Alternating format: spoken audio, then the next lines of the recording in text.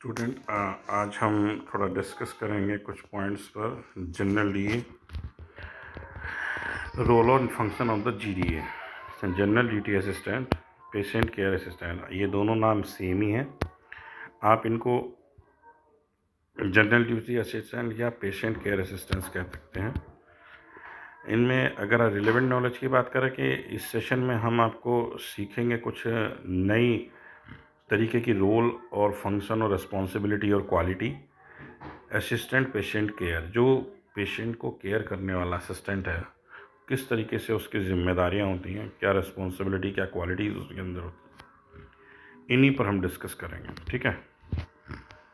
तो जैसे कि हम जानते हैं, purpose of health care services effectively meet the total health needs and community.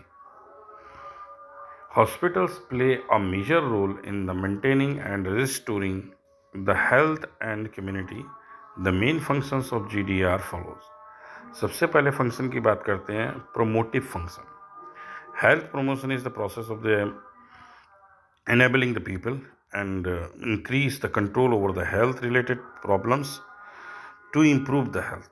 जो भी हेल्थ को इम्प्रूव करने के लिए हमारे साइकोलॉजिकल उसको प्रमोट करने वाली चीज़ें होती हैं, सपोर्ट करना, न्यूट्रिशन देना, ठीक है, लाइफ स्टाइल को चेंज करना, उसके बिहेवियर को चेंज करना, ये होता है हमारा प्रमोटिव फंक्शन। उसके बाद आता है प्रिवेंटिव फंक्शन। इसमें कुछ चीज़ों को अवॉइड कराना, जैसे जो चीज़ें हमारे लिए ख़तरनाक हो सकती हैं, जैसे प्रेगनेंसीज़ में या चाइल्ड बर्थ में कोई ऐसी हमारी प्रिकॉशंस वगैरह हैं जो हमें लेनी ज़रूरी है, प्रिवेंशन है, उनके बारे में इसमें जो डिस्क्राइब किया जाता है। फिर आता है diagnostic function. Diagnostic patient health care का professional in patients and services are involving the medical हो गया, सर्जिकल हो गया, स्पेशल, उसके अंदर जो डायग्नोस किया जाता है कि किस तरीके से हमें, तो अगर हमें कोई चोट लग गई है तो कैसे उसको हमें ट्रीटमेंट करना है, पहले उसको सफाई करनी है ना, और भी जो भी हमारी मेडिसिन होती हैं उनको यूज़ करना है।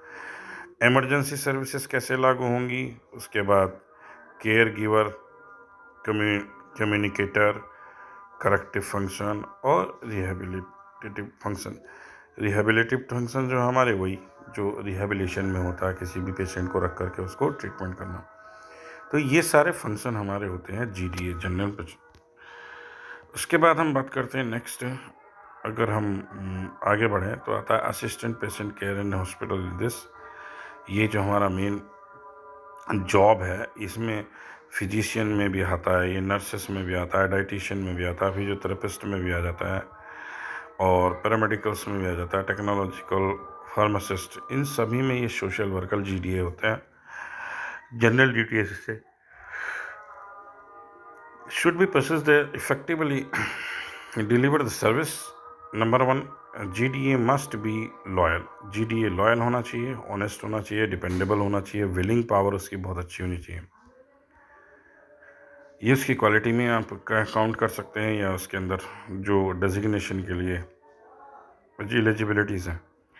फिर क्या है, GDA should be respected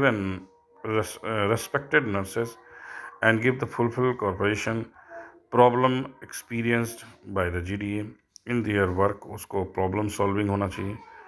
third number पे, any GDA who senior even by they must treated with the respect. जो भी अपना सीनियर्स है उसको रेस्पेक्टेड देना जरूरी है। यह कहा जाता है कि client is the most important person in the hospital. जो भी क्लाइंट है या पेशेंट है, वही सबसे बड़ा मोस्ट पर्सन होगा।